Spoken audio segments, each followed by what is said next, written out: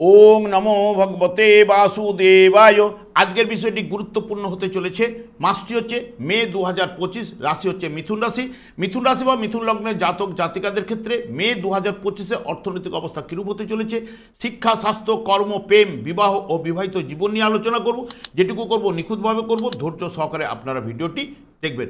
আমার প্রিয় দর্শক বন্ধুকে আমার আন্তরিক অভিনন্দন, শুভেচ্ছা ও ভালোবাসা জানাই। আমি আশা করি অনাদিরাদি গোবিন্দের অশেষ করুণে আপনারা সকলেই কুশলে আছেন। আমি কারো ব্যক্তিগত জন্মছক ন্যাটাল চার্ট নিয়ে বিচার বিশ্লেষণ করছি না। ঠিক এই মাসের গ্রহ সন্নিবেশের মাধ্যমে একটি ছক প্রস্তুত করে তার উপরে বিচার এবং ফলাদেশ করব, সেটি হবে আপনাদের এ মাসের গাইডলাইন। এরপরেই চলে আসছি। দেখুন, এই ছকটি আমি প্রস্তুত করেছি 1 মে 2025-এর উপর। যেহেতু মিথুন রাশি রাশিচক্রের তৃতীয়তম রাশি, এই রাশির অধিপতি গ্রহ বুধ, এবং বুধ হচ্ছে বিদ্যা এবং বুদ্ধির কারক গ্রহ। এই রাশির ক্ষেত্রে রবি, শুক্র, শনি শুভকারক গ্রহ, এবং বৃহস্পতি এই রাশিতে দুর্বল হয়। আমি আচার্য কমল শাস্ত্রী প্রত্যেক বুধবার এবং শুক্রবার সন্ধ্যা 8:30 এই চ্যানেলে লাইভ অনুষ্ঠান নিয়ে উপস্থিত হই। ঠিক ওই সময় আমাকে ফোন করলে আপনারা নিজেদের ভাগ্য বিষয়ে জানতে পারবেন। তাছাড়া বিভিন্ন ধরনের ভিডিও আপলোড করে থাকি, সেগুলি পাওয়ার জন্য আমার চ্যানেলটিকে সাবস্ক্রাইব করে বেল আইকনে ক্লিক করে রাখুন। যখন আমি লাইভ অনুষ্ঠান বা যে কোনো ভিডিও আপলোড করব আপনাদের নোটিফিকেশন পৌঁছে যাবে। এরপরেই দেখুন, রবি যেহেতু এটি একাদশ স্থানে অবস্থান করছে, এখানে 14ই মে পর্যন্ত আপনাদের মেষ রাশিতে থাকবে। 14ই মের পরে আপনাদের দ্বাদশভাবে অর্থাৎ বিশ্ব রাশিতে প্রবেশ করবে। বৃহস্পতিও আপনাদের রাশি বা লগ্ন সাপেক্ষে দ্বাদশভাবে রয়েছে, 14ই মে আপনাদের রাশিভাবে প্রবেশ করবে। মঙ্গল অবস্থান করছে আপনাদের ঠিক রাশি সাপেক্ষে দ্বিতীয়ভাবে, এবং আপনাদের রাশি সাপেক্ষে চতুর্থভাবে কেতু অবস্থান করছে ঠিক তৃতীয়ভাবে অর্থাৎ সিংহ রাশিতে 19 মে প্রবেশ করবে। এবং রাহুও আপনাদের অবস্থান করছে আপনাদের রাশি বা লগ্ন সাপেক্ষে কর্মভাবে নবমভাবে 19 মে প্রবেশ করবে। শনিদেব তো অবস্থান করছে মীন রাশিতে আপনাদের কর্মভাবে, শুক্র পঞ্চমপতি হিসেবে এবং এই জায়গায় 31 মে পর্যন্ত থাকবে, এবং বুধ এখান থেকে আপনাদের কর্মভাবেই রয়েছে, এখান থেকে 7ই মে প্রবেশ করে মেষ রাশিতে, 23 মে পর্যন্ত মেষ রাশিতে অবস্থান করার পরেই 24 মে প্রবেশ করবে আপনাদের দ্বাদশভাবে। এই হলো, আমি নক্ষত্র এই মাসে তুলে ধরলাম না, যেহেতু নক্ষত্রটা আলোচনা করতে গেলে অনেক সময় নিয়ে নেবে, সেই কারণে আমি গ্রহগুলোর সন্নিবেশটা আমি তুলে ধরলাম। দেখুন, যেহেতু এই রাশিতে বৃহস্পতি প্রবেশ করতে চলেছে আপনাদের রাশিতে, অনেকে অনেক কথা বলবে, কারণ রাশিতে বৃহস্পতি প্রবেশ করেছে বলে সবাই কিন্তু শুভফল পাবেন তা কিন্তু নয়। কারণ বৃহস্পতি এই রাশিতে দুর্বল হয়। কারণ হচ্ছে কেন, এটি হচ্ছে বুধের ঘর, এটা হচ্ছে বৃহস্পতির ক্ষেত্রে শত্রু গৃহ, এবং যেহেতু দেখবেন যে বুধের যে ঘরগুলো রয়েছে, বুধের ঠিক ঘরগুলো ঠিক অপোজিট ঘরগুলো দেখবেন বৃহস্পতিরই ঘর, কারণ অপোজিট ভাবগুলো সেই ভাবকে কিন্তু ডিনোট করে, বাধার সৃষ্টি করে। সেই কারণে দেখবেন এই যে বুধের অপোজিট ঘরগুলোই দেখুন বৃহস্পতির ঘর। বৃহস্পতি এই রাশিতে দুর্বল হয়। তবে হ্যাঁ, বৃহস্পতি আপনাদের রাশি বা লগ্নভাবে প্রবেশ করতে পারে। যদি প্রবেশ করেছে শুভফল অনেকের ক্ষেত্রে কিন্তু এনে দেবে। কাদের ক্ষেত্রে পাবে, যদি জন্মকালীন মিথুন রাশি বা মিথুন লগ্নের জাতক জাতিকাদের ক্ষেত্রে বৃহস্পতি যদি কেন্দ্র কোণভাবে যদি অবস্থান করে, যদি কেন্দ্র এবং কোণভাবে অবস্থান করলে তাদের ক্ষেত্রে এখন গোচরে যেহেতু রাশিভাবে গেছে, তাদের ক্ষেত্রে কিন্তু শুভ ফল অতি অবশ্যই কিন্তু পজিটিভ। যেমন ধরুন, বৃহস্পতি এই জায়গায় অবস্থান করছে গোচরে 14ই মে, যখন 14ই মে থেকে এই জায়গার উপরে দৃষ্টি দেবে পঞ্চম ভাব, নবম ভাব, এই তিনটে ভাবকে যদি আপনি যোগ করেন তিনটে কোন ভাব পাবেন, এইগুলো সব শুভ ভাব। এবং যখনই এইখান থেকে চতুর্থ ভাব এই জায়গা, এই চতুর্থ ভাব থেকে সপ্তম ভাব, সপ্তম ভাব থেকে দশম ভাব, দশম ভাব থেকে রাশি বা লগ্ন ভাব, এই চারটে ভাবকে যোগ করলে বাড়ির 4টে ভিত তৈরি হবে। মানে ঠিক বাড়ির 4 কোণে যে 4টে ভিত দেওয়া হয়, তাহলে যে ভিতটি দেখবেন দুর্বল থাকবে সেই দিকটা কিন্তু নেমে যাবে। সেই কারণে এই যে যদি কেন্দ্র বা কোনভাবে যদি অবস্থান করে, এই রাশিভাবে প্রবেশ করছে, তারা যদি তাদের দশা অন্তর্দশা বৃহস্পতি চলে, অতি অবশ্যই অতি শুভ ফল আপনারা কিন্তু পাবেনই, এক কথায় বলে গেলাম। না হলে নচেত যদি জন্মকালীন অশুভ থাকলে এই জায়গায় প্রবেশ করলে যে পুরো মাত্রায় শুভ ফল পাবেন তা কিন্তু নয়। হ্যাঁ, কর্মপতি আপনাদের এই জায়গায় গেছে, এখানে সপ্তমপতি এখানে গেছে, চতুর্থ ভাবের অধিপতি নয়, সপ্তম এবং কর্মভাবের অধিপতি এই জায়গায় যাচ্ছে। এই জায়গা থেকে ব্যবসা বাণিজ্যে উন্নতি, সফলতা এগুলো আনবে। কিছু কিছু কারো কারো ক্ষেত্রে দুর্বল ফল পাওয়ার সম্ভাবনা এনে দেবে। এবং লগ্ন ভাবের অধিপতি গ্রহ প্রথমে 6 দিন মতো থাকছে আপনাদের কর্মভাবে, একাদশভাবে এখানে 23শে মে পর্যন্ত থাকছে। তাহলে যে যে জায়গাগুলোতে আপনাদের রাশিপতি গোচরে প্রবেশ করছে, শুভ ফল অতি অবশ্যই 23শে মে পর্যন্ত আপনাদের থাকছে। এবং তারপরে দ্বাদশভাবে থাকলে গোচরে কিন্তু দ্বাদশভাবে শুভ ফল বুধ কিন্তু প্রদান করতে পারে না, একটু বাধা বিপত্তি। তবে এখানে মিত্র ঘরে যাবে, মিত্র ঘরে গেলে কিছুটা হলেও মধ্যম ফল আপনাদের ক্ষেত্রে আনবেই। রাশিভাবে এই কথা বলছে, এখানে 3টে নক্ষত্র নিয়ে আলোচনা করতে গেলে আমি শর্টে আলোচনা করে দিচ্ছি। মৃগশিরা নক্ষত্রে গেলে যেহেতু অধিপতি গ্রহ দ্বিতীয়তে নিচস্থ অবস্থায় বসে রয়েছে, একটু মধ্যমের থেকে নিচু ফল পাওয়ার সম্ভাবনা আনবে। যারা আদ্রা নক্ষত্রে যারা জন্মগ্রহণ করেছেন তাদের ক্ষেত্রে কিছুটা শুভ ফল, মধ্যমের থেকে উত্তম। এবং যারা বৃহস্পতি নক্ষত্রে জন্মগ্রহণ করেছেন, বৃহস্পতি তো আপনাদের রাশিভাবে প্রবেশ করলেও যেহেতু কর্মভাবের উন্নতি বা মধ্যমের কাছাকাছি ফল বৃহস্পতির নক্ষত্রে, পুনর্বসু নক্ষত্রে যে সকল জাতক জাতক তারা কিন্তু পাওয়ার সম্ভাবনা থাকছে। পরে আমি ডিটেলস আলোচনা করব। তাহলে রাশি ভাব মোটামুটি যেটা বলছে, মধ্যমের থেকে অনেকে পজিটিভ রেজাল্ট এই মাসের ক্ষেত্রে রয়েছে। দ্বিতীয় ভাব অর্থের জায়গাটাই যেটা নির্দেশ করছে, অর্থপতি আপনাদের চন্দ্র, সে কিন্তু আপনাদের রাশিতে বসে থাকার জন্য, তাই জন্য রাশি ভাব হয়েছে। এবার চন্দ্র যদি তিথি অনুযায়ী শুভ থাকলে আপনারা কিন্তু অর্থনৈতিক জায়গাটা কিছুটা হলো পজিটিভ তারা পাবেন। নাহলে নচেত মঙ্গল এখানে অবস্থান করার কারণে দ্বিতীয়ভাবে মঙ্গল কিন্তু শুভ ফল প্রদান করতে পারে না, এই জায়গায় নিচস্থ দুর্বল। এবং যেহেতু এটি জলরাশি হওয়ার জন্য কি করবে না, দেখবেন জলের অনেকে দেখবেন যাদের বাড়ি ঘরদোর দেখবেন পুকুরের সামনাসামনি রয়েছে, তাদের দেখবেন অর্থনৈতিক জায়গাটা দেখবেন যেমন জোয়ার ভাটা হয়, তাদের ফ্যামিলিগত দেখবেন অর্থনৈতিক জায়গাটা দেখবেন জোয়ার ভাটা হয়, আপনারা মিলাবেন, মিলতে বাধ্য যাদের বাড়ি পুকুরের সামনাসামনি রয়েছে। এবং যেহেতু এখানে জলরাশির সঙ্গে মঙ্গল এক অগ্নিকারক গ্রহ, সে কারণে অগ্নি নিস্তেজ হতে বাধ্য, তাই জন্য দুর্বল এখানে মঙ্গল।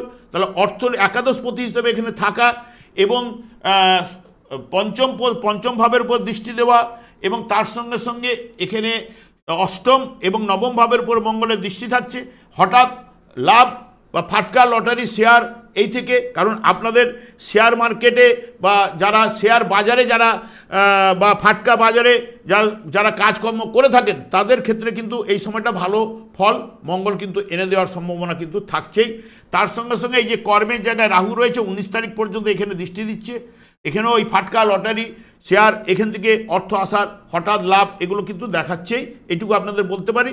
তবে অর্থনৈতিক জায়গাটা মধ্যম ফল পাওয়ার সম্ভাবনা আপনারা পাবেন যদি আপনাদের তিথি অনুযায়ী চন্দ্র যদি শুভ থাকলে, এবং মঙ্গল জন্মকালীন যাদের শুভ রয়েছে এই সময় গোচরে অশুভ থাকলেও নিচস্থ থাকলেও তারা কিন্তু মধ্যম ফল অতি অবশ্যই কিন্তু পাবেনই, এই কথা বলছে।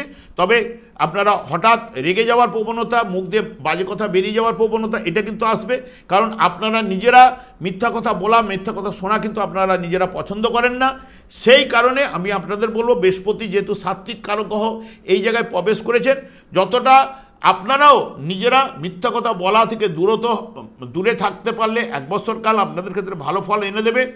এবং মিথ্যা কথা শোনাটাও আপনারা ত্যাগ করলে আপনাদের ক্ষেত্রে ভালো। এবং সবথেকে বিশেষ করে বৃহস্পতি এখানে প্রবেশ করার জন্য এখানে সব কাজে শান্ত মনে হেসে খেলে করার চেষ্টা করুন, আপনাদের জীবনে কিন্তু অনেক উন্নতি অতি অবশ্যই কিন্তু এনে দেবে। কারণ বৃহস্পতি এই জায়গায় প্রবেশ করলে বহুমুখী যোগ আপনাদের এনে দেবে এবং উন্নতি, হঠাৎ প্রচুর অর্থ উপার্জনের জায়গা বা সুযোগ এগুলো লাভ করাবে। কারণ কর্মপতি সপ্তমপতি কেন্দ্র ভাবের যেহেতু এখানে প্রবেশ করেছে, কেন্দ্রভাব দুটো পেয়েছে, এখানে 3টে ভাবকে নিয়ে যুক্ত আছে, সেই কারণে পজিটিভ রেজাল্ট কোন ভাবগুলো পুরো স্ট্রং রয়েছে, সেই কারণে বৃহস্পতিও কিন্তু সাপোর্টিং কিছু না কিছু করবেই। তৃতীয় ভাবের অধিপতি গ্রহ 14 মে পর্যন্ত একাদশভাবে থাকবে।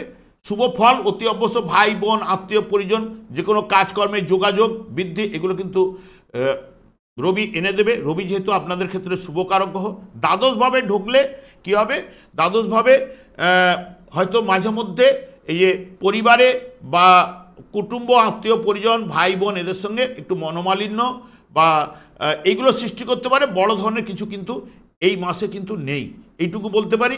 কারণ চতুর্থ ভাবে চলে যাচ্ছি, কারণ চতুর্থ ভাব হচ্ছে মায়ের কোল, সুখের জায়গা, বাড়ি গৃহ ইত্যাদি ইত্যাদি, যানবাহন, স্থায়ী সম্পত্তি।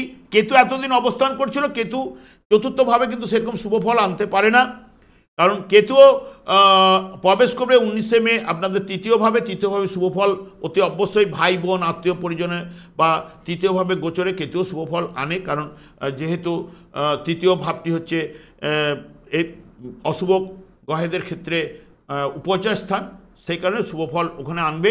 চতুর্থভাবে যতদিন থাকছে মায়ের শারীরিক টুকটাক ট্রাভেল, চাপা অম্বল, গ্যাস এগুলোতে ভোগাতে পারে এবং সুখের জায়গাটা যতটা পাওয়ার দরকার সেই জায়গাটা হানি আনতে পারে, এটুকু বলতে পারি।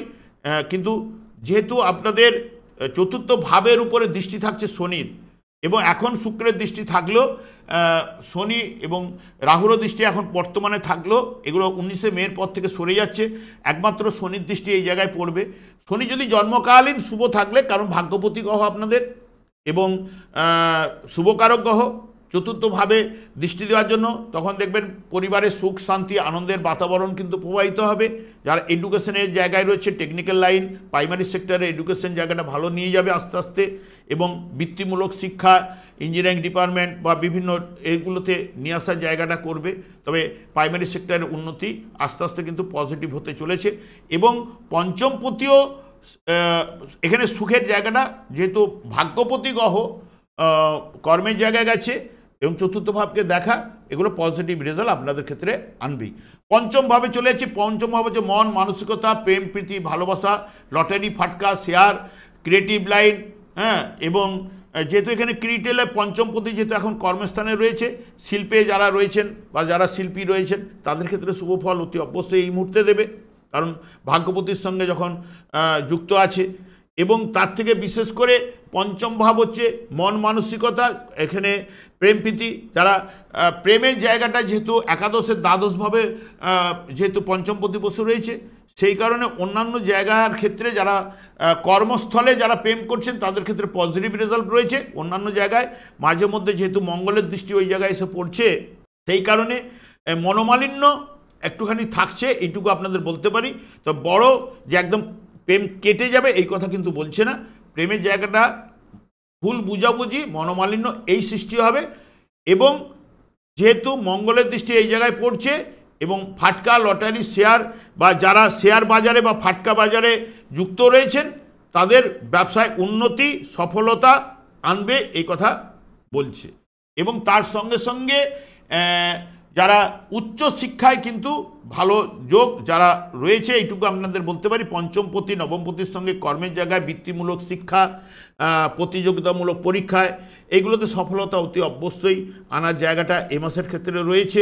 এবং উচ্চশিক্ষায় যারা করছেন তাদের ক্ষেত্রেও শুভ ফল অতি অবশ্যই। টেকনিক্যাল লাইনের উপর যারা করছেন, ইলেকট্রিক ইলেকট্রনিক্স, কেমিক্যাল, রসায়ন, এগুলোর উপরে রেজাল্ট ভালো আসার সম্ভাবনা এই মাসের ক্ষেত্রে রয়েছে, এইটুকু আপনাদের বলতে পারি। যেহেতু ষষ্ঠভাবে চলে যাচ্ছি, ষষ্ঠভাব হচ্ছে রোগের স্থান এবং ষষ্ঠপতি যেহেতু ষষ্ঠ ভাবটাও জলরাশিতে পড়েছে এবং ষষ্ঠপতিও আপনাদের জলরাশিতে কিন্তু বসে রয়েছে, তাহলে ব্লাড সার্কুলেশনের উপর কোনো সমস্যা আনতে পারে।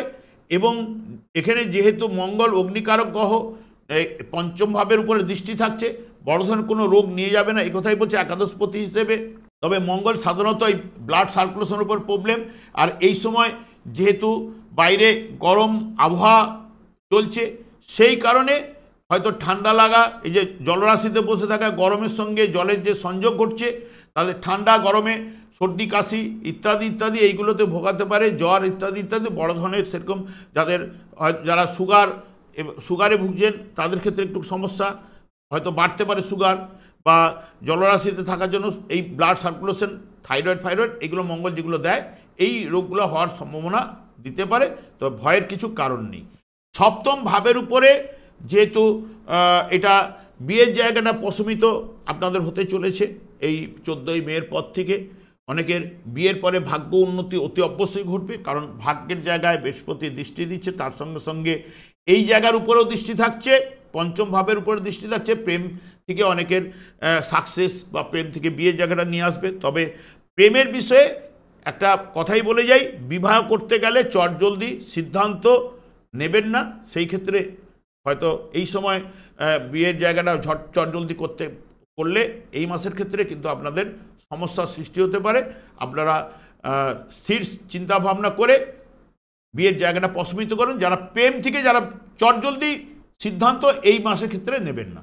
এবং বিয়ের পরে অনেকের ক্ষেত্রে ভাগ্যের উন্নতি অতি অবশ্যই ঘটবে। বিবাহিত জীবনে যেহেতু একাদশপতি দ্বিতীয়ভাবে পঞ্চম ভাবের উপর দিচ্ছে, বিবাহিত জীবনের ক্ষেত্রেও এখানে শুভ ফল বলছে। তবে মাঝে মধ্যে টুকটাক, বেশি আকার কিছু নেবে না, টুকটাক মনোমালিন্যর জায়গা থাকছে। অষ্টম ভাবের উপরে একাদশপতির দৃষ্টি থাকা এটা, এবং ষষ্ঠপতি যে অপোনেন্ট পার্টির অর্থ আপনার কাছে আসা, সেটা কিন্তু মঙ্গল এনে দিতে চাইছে। হঠাৎ লাভ, লটারি ফাটকা, শেয়ার থেকে এটা কিন্তু যোগ থাকছে। এবং আপনারা লটারি ফাটকা খেলতেও ভালোবাসেন, কারণ এই রাশি বা লগ্নের জাতক জাতিকারা অনেকেই কিন্তু এই লটারি ফাটকা এগুলো খেলেন। তাদের ক্ষেত্রে অনেকের ক্ষেত্রে যদি দশা অন্তর্দশা পারমিট করলে শুভফল অতি অবশ্যই কিন্তু রয়েছে। নবমপতি যেহেতু কর্মের জায়গায় রয়েছে এবং কর্মের উন্নতি তো ঘটাবেই, আপনাদের যেহেতু শুভকারক গ্রহ।